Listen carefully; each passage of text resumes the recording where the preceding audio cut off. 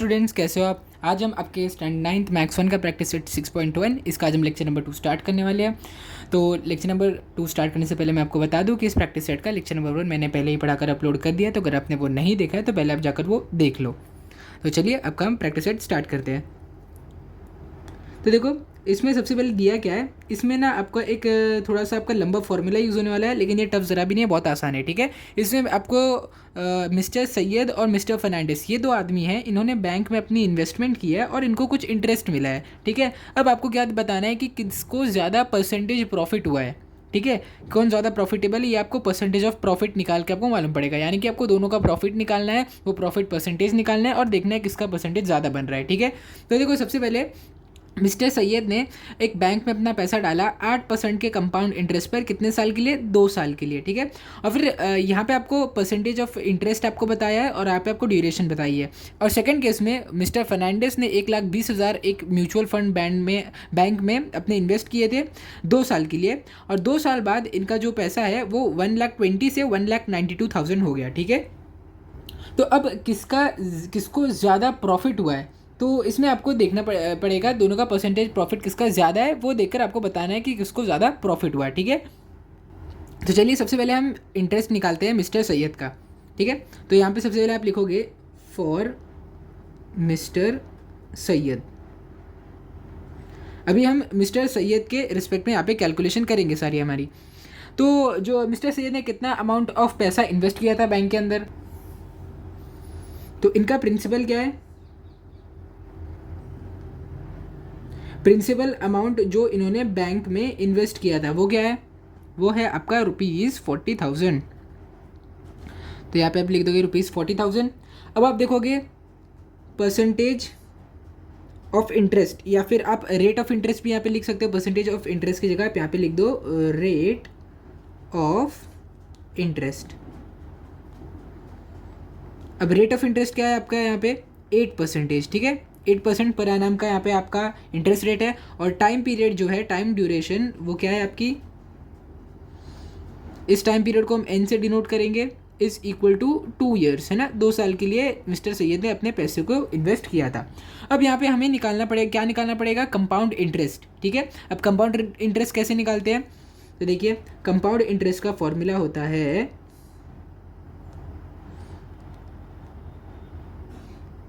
मैं पहले यहाँ पे आपका पूरा लिख देता हूँ, फिर मैं आपको बताऊंगा कि कंपाउंड इंटरेस्ट होता क्या है आखिर। ठीक है, तो कंपाउंड इंटरेस्ट होता है फाइनल अमाउंट रिसीव्ड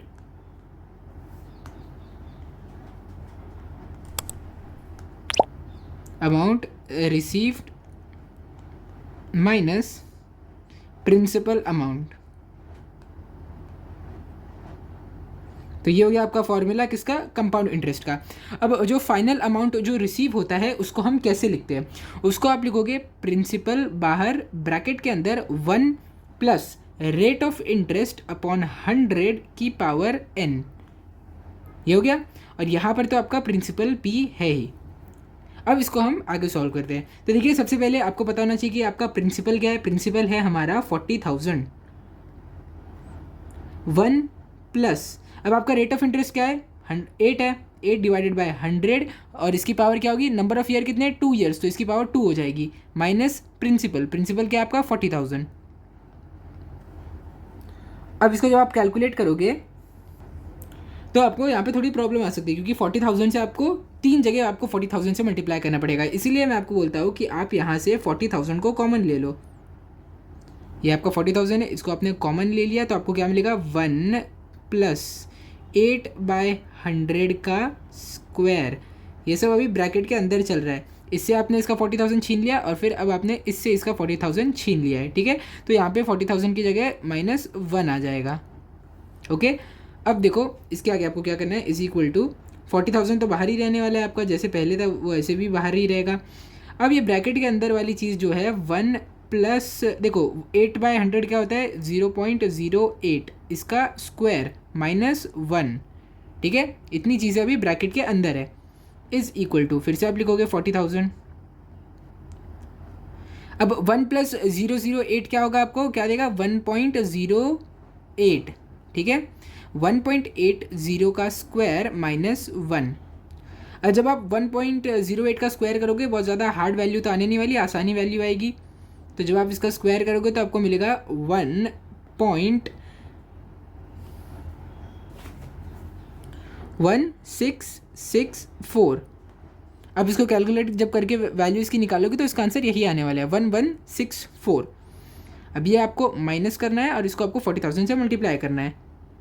सो 40,000 से मल्टीप्लाई करोगे आप, इसको जब माइनस करोगे तो अंदर क्या बचने वाला है आपका, अंदर आपका बचेगा 0.1664, क्योंकि आपने इससे इसका 1 माइनस करे तो 1 हट जाएगा, सिर्फ इतना ही टर्म बचेगा। अब इसको आपको मल्टीप्लाई करना है 40,000 से। जब आप इसको 40,000 से मल्टीप्लाई करोगे तो देखो कैसे होगा, मैं यहाँ पे आपको एक बार मल्टीप्लाई करके भी दिखा देता हूँ, ठीक है। अब देखो 40,000 के अंदर 4 जीरो है, तो आप ये 4 जीरो को हटाकर ये पॉइंट को लास्ट में शिफ्ट कर सकते हो। तो 1664 इंटू 4 आपको करना पड़ेगा।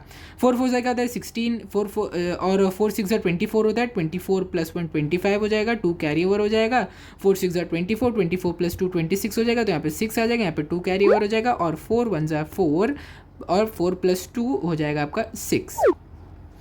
तो ये आपको क्या वैल्यू यहाँ पे आ जाएगी, यहाँ पे आपको वैल्यू मिल जाएगी रुपीज़ ऑफ 6,656। तो ये रही आपकी फाइनल वैल्यू।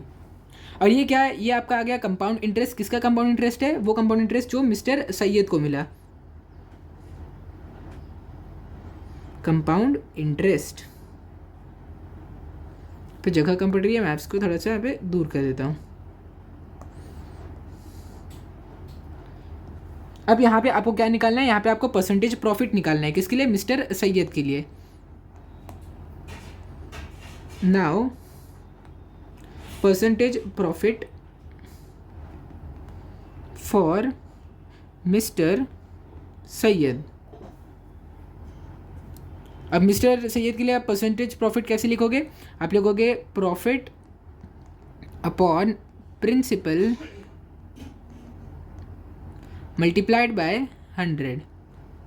तो ये क्या हो जाएगा, ये हो जाएगा आपका 6656, ये है आपका प्रॉफिट इंटू 100 डिवाइडेड बाय आपका इनिशियल प्रिंसिपल क्या था 40,000। तो अब यहाँ पे आपको सारी चीज़ें कैंसिल करनी है, जो भी कैंसिल हो रही है। देखो 40,000 का 2 जीरो कैंसिल हो रहा है, यहाँ पे भी 2 जीरो कैंसिल हो रहा है, ठीक है। अब देखो क्या होगा, अब 404 के टेबल में जा रहा है, तो 400 को जब 100 से डिवाइड करोगे, सॉरी 4 से डिवाइड करोगे तो आपको 100 मिलेगा। अब इसको भी आपको 4 से डिवाइड करना पड़ेगा। तो जब आप इसको 4 से डिवाइड करोगे तो आपको क्या वैल्यू मिलेगी, जब इसे कैलकुलेशन कर लोगे तो आपको मिलेगी 1664। ओके अब देखो ये क्या हो जाएगा, 1664 डिवाइडेड बाय 100। जब आप 100 के 2 जीरोस को कैंसिल करोगे, यहाँ पे एक डेसिमल आ जाएगा, 2 नंबर बाद यहाँ पे एक डेसिमल आ जाएगा। तो ये क्या हो जाएगा आपका, कितना परसेंट बनेगा, परसेंटेज आपका जो बनेगा वो बनेगा 16.64%। ओके तो ये रहा प्रॉफिट। ये किसका प्रॉफिट है, ये है हमारे मिस्टर सैयद का प्रॉफिट। तो अब आप यहाँ पे लिखोगे, देखो इसको हटा दो आप,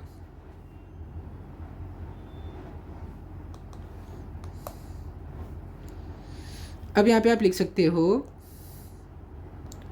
therefore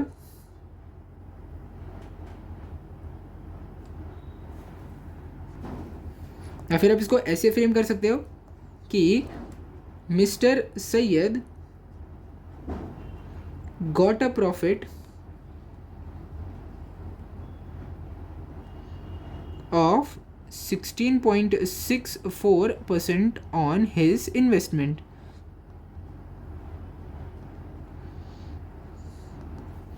तो ये हो गया आपने मिस्टर सैयद का यहाँ पे अभी प्रॉफिट निकाल लिया।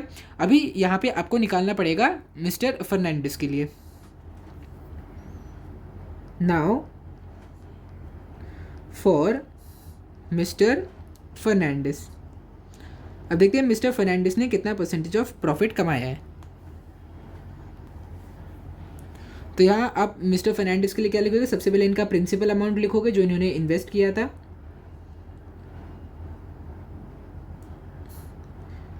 अब मिस्टर फर्नांडिस ने कितना प्रिंसिपल अमाउंट इन्वेस्ट किया था, वो था आपका 1,20,000 रुपीज़ ऑफ 1,20,000। तो इतना प्रिंसिपल अमाउंट इन्होंने इन्वेस्ट किया था।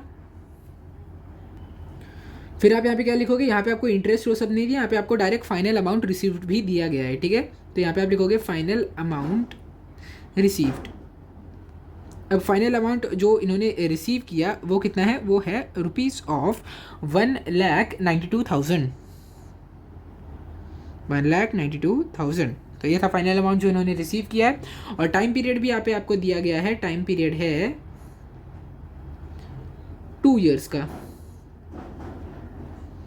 तो देखो अब दोनों का टाइम पीरियड क्योंकि सेम है, इसीलिए यहाँ पे आपको टाइम पीरियड के लिए कोई टेंशन नहीं लेना है, यहाँ पे आपको सिर्फ और सिर्फ परसेंटेज इंटरेस्ट लेना है। अगर इन दोनों का टाइम पीरियड सेम नहीं होता ना तो आपको और भी चीज़ों का ध्यान रखना पड़ता है, लेकिन क्योंकि इन दोनों का टाइम पीरियड सेम है इसलिए यहाँ पे आपको टाइम पीरियड को नहीं देखना है, वरना ये बहुत कॉम्प्लेक्स हो जाता है ये प्रॉब्लम, इसलिए उन्होंने आपको जो टाइम पीरियड है वो सेम दिया है। तो अभी जब ये कैलकुलेशन में यूज़ नहीं होगा तो ये मत सोचना है कि टाइम पीरियड का 2 साल दिया लेकिन कैलकुलेशन में तो यूज़ ही नहीं हुआ, क्या फ़ायदा 2 साल दे के, ठीक है, क्योंकि ये बहुत इंपॉर्टेंट डेटा, अगर ये डेटा नहीं दिया होता तो आपका जो प्रॉब्लम है बहुत कॉम्प्लेक्स हो जाती। तो चलिए अभी उसमें हम नहीं जाते हैं, हम सीधा आपका क्वेश्चन सॉल्व करते हैं। फिर आप यहाँ पे क्या लिखोगे, प्रॉफिट। अब प्रॉफिट क्या हो जाएगा, प्रॉफिट हो जाएगा आपका final amount minus principal amount.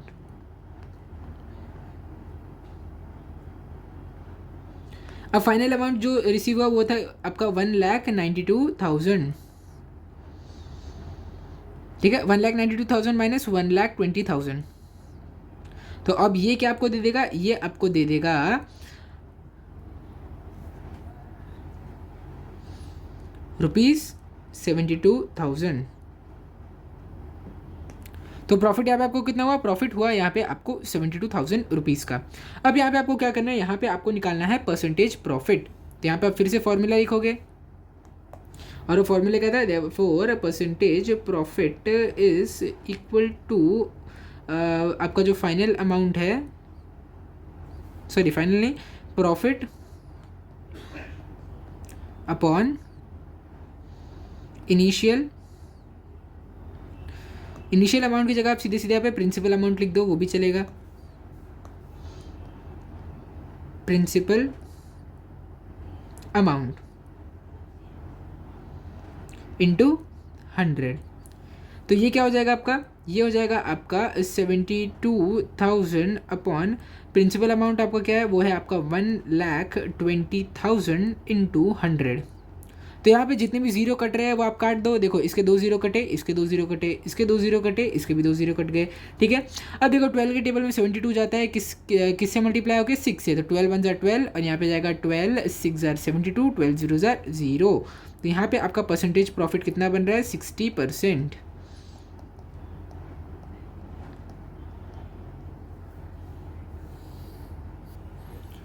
यहाँ पे एक फाइनल स्टेटमेंट आप लिख दो, देयरफॉर प्रॉफिट, जैसा पुराना स्टेटमेंट था हम इसको भी वैसे ही लिखते हैं, mister Fernandes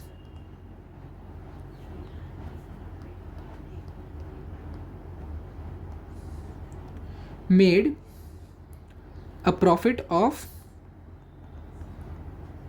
60% on his investment. ये हो गया। अब देखो मिस्टर सैयद ने कितना परसेंट प्रॉफिट किया था, 16.64% का प्रॉफिट किया था मिस्टर सैयद ने, गॉट अ प्रॉफिट ऑफ 16.64%।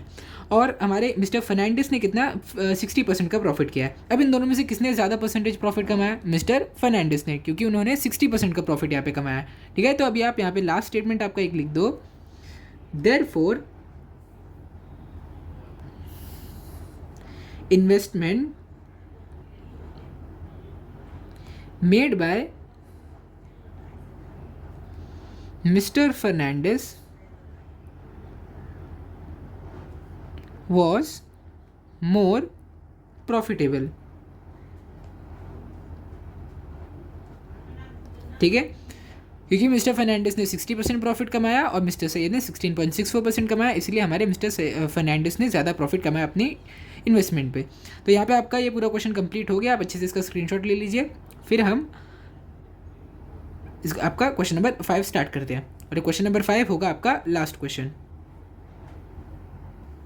तो देखो यहाँ पे ये जो क्वेश्चन है, ऐसा सेम क्वेश्चन हम हमारे क्वेश्चन नंबर 2 या 3 में पहले ही पिछले प्रैक्टिस सेट में, मतलब पिछले लेक्चर में हम कर चुके हैं। 6.1 का जो लेक्चर नंबर 1 था उसमें एक सेम टू सेम ऐसा ही पैटर्न का क्वेश्चन हमने किया है। तो ये क्वेश्चन करने में आपको आसानी होगी अगर आपने वो लेक्चर देखा होगा तो देखो यहाँ पे आपको क्या दिया है कि समीरा एक लड़की थी, उसने अपनी इनकम का 90% स्पेंड कर दिया है। और क्या किया था, अपनी इनकम का 3% समीरा ने सोशल यूज़फुल कॉजेज़ के लिए इन्वेस्ट कर दिया, यानी कि आप बोल सकते हो डोनेशन किया है। तो यहाँ पे लिखा भी है कि समीरा ने अपनी इनकम का 3% डोनेट कर दिया और 90% खर्चा कर दिया। अब समीरा के हाथ में कितने पैसे बचे सब कुछ खर्चा करने के बाद? टोटल 93% अपनी अमाउंट, इनकम का अमाउंट खर्चा करने के बाद समीरा के हाथ में 1750 रुपये बचे। अब यहाँ से आपको कैलकुलेट करनी है कि समीरा की इनकम क्या है। चलिए यहाँ पे हम आपका क्वेश्चन स्टार्ट करते हैं। तो यहाँ पे आप लिखोगे सॉल्यूशन।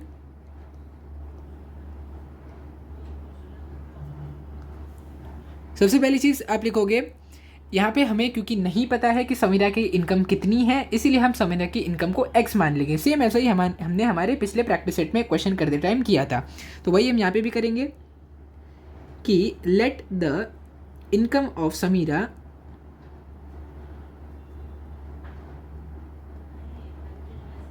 B ₹X। ठीक है, ये हो गया। अब देखो इसके आगे आपको क्या करना है कि समीरा ने अपनी इनकम का 90% खर्च कर दिया और 3% डोनेट कर दिया। तो यहाँ पे आपको वो भी लिखना पड़ेगा कि Samira spent 90% of her income and donated 3% to the socially useful causes।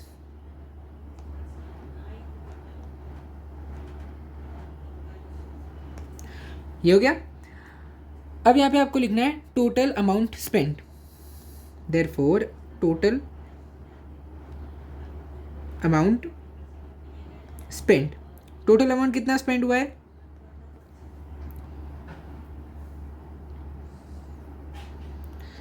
सबसे पहले जो अमाउंट समीरा ने खर्चा किया वो कितना था? 90%। और कितना डोनेट किया था? वो था 3%। अब ये किसका है? एक्स का ना, जो समीरा की जो सैलरी थी एक्स, उसका 90% और 3% खर्चा हो गया, मतलब टोटल कितना अमाउंट खर्चा हुआ है? वो है 93% ऑफ एक्स। अब पिछले प्रैक्टिस सेट में ही पिछले क्वेश्चन लेक्चर में ही मैंने आपको बताया था कि जब भी परसेंटेज का साइन हटता है तो आप परसेंटेज के साइन को हटा के नीचे 100 ला दो और यहाँ पे आप इंटू एक्स कर दो। तो अब जो टोटल अमाउंट स्पेंड है वो है 93x/100। 93x/100 ये है आपका टोटल अमाउंट स्पेंड। तो यहाँ पे आप लिख दोगे therefore total amount spend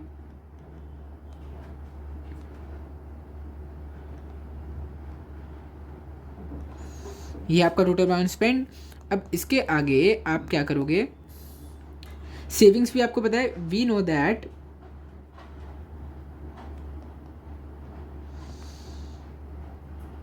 Samira had a saving of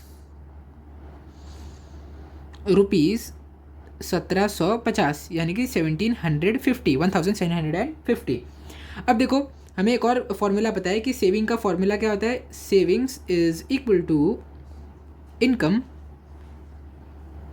minus amount spend, total amount spend is equal to income. क्या थी? इनकम तो हमने पहले ही एक्स मान के रखा था। टोटल अमाउंट जो स्पेंड हुआ है वो है 93x/100, ये भी हमने कैलकुलेट किया है। और सेविंग्स तो हमें पता है वो है 1750। अब यहाँ पे देखो, यहाँ पे एक्स का आपको डिनोमिनेटर और न्यूमरेटर दोनों सेम करना पड़ेगा, है ना। 93x/100 करने के लिए यहाँ पे आपको नीचे भी एक्स लाना पड़ेगा। तो यहाँ पे आप क्या करोगे? आप ऊपर नीचे एक्स को 100 से मल्टीप्लाई कर दोगे ताकि वैल्यू भी चेंज ना हो और एक्स के नीचे 100 भी आ जाए। अब इसके आगे आप क्या करोगे? ये हो जाएगा 100x माइनस 93x और नीचे 100, तो इन दोनों के लिए कॉमन रहने ही वाला है, 1750। देयरफॉर 1750 इज इक्वल टू, अब देखो 100x माइनस 93x, 100 माइनस 93 क्या होता है? 7 होता है और x तो रहने ही वाला है, डिवाइडेड बाय 100। अब यहाँ से हमें चाहिए x की वैल्यू, देयरफॉर देखो आप एक काम करो कि 7x को यहाँ पे लिख लो, 7x डिवाइडेड बाई 100 को यहाँ पर लिख लो और 1750 को यहाँ पे लिख लो। ये थोड़ा आपके लिए आसान पड़ेगा इसको कैलकुलेट करना। फिर देयरफॉर जो 7x जो x की वैल्यू होने वाली है अभी यहाँ पे वो क्या हो जाएगी, वो हो जाएगी 1750 मल्टीप्लाइड बाई 100 डिवाइडेड बाई 7, क्योंकि 7 ऊपर से नीचे चले गया और 100 नीचे से ऊपर चले गया। तो जब आप इसको कैलकुलेट करोगे आपको आंसर क्या मिलेगा, 7 1 जार 7 और 7, जब आप इसको कैलकुलेट करोगे आपको आंसर मिलेगा 250। अब 250 को जब आप 100 से मल्टीप्लाई करोगे तो आपको क्या आंसर मिलेगा, therefore x is equal to 25,000। तो अभी जो इनकम हमें मिली यानी कि x की जो वैल्यू मिली वो है 25,000। तो अब यहाँ पे आपका फाइनल आंसर लिखोगे, therefore the monthly income of Samira is ₹25,000। तो यहाँ पे आपसे यही पूछा गया था कि समीरा की टोटल इनकम कितनी है, तो वो आपने यहाँ पे कैलकुलेट करके बता दी है। ओके, तो अभी आप ये क्वेश्चन के फर्स्ट हाफ पार्ट को आप अच्छे से नोट कर लो, फिर मैं आपको सेकेंड हाफ पार्ट दिखाता हूँ। ये रहा आपका सेकेंड हाफ पार्ट, इसको भी आप अच्छे से नोट कर लीजिए। तो यहाँ पे आपका क्वेश्चन नंबर 5 भी कंप्लीट हो गया, जो कि आपके प्रैक्टिस सेट 6.1 का लास्ट क्वेश्चन था। और यहाँ पे मैंने आपको पाँचों के पाँचों क्वेश्चंस बहुत ही ज़्यादा टाइम लेकर और अच्छे से आपको समझा दिया है। तो मुझे उम्मीद है कि इन पाँचों क्वेश्चंस में से एक भी क्वेश्चन में आपको कोई डाउट अब नहीं होगा, और अगर एग्जाम में रिलेटेड इससे कोई भी क्वेश्चन आया तो आप फुल मार्क्स लाओगे। तो अगर आपको वीडियो अच्छा लगा होगा तो इस वीडियो को लाइक करो, शेयर करो और चैनल को सब्सक्राइब करो। Thank you.